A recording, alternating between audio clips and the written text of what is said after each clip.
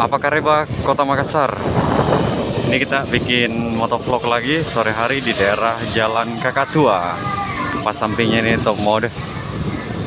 Daerah sini masih sementara renovasi kayaknya, atau ada pembangunan, nggak tahu pembangunan apa.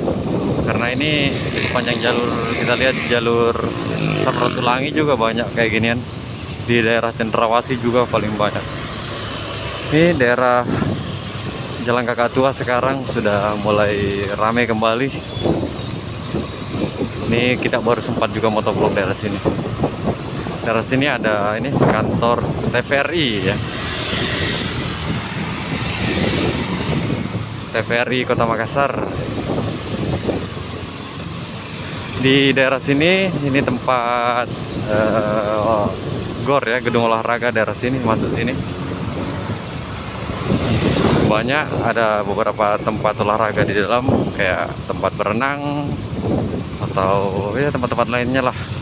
Biasanya atlet-atlet. Oke. Ini kalau di depan sini, kalau kita belok kiri ini arah ke daerah Samratulangi ke sana.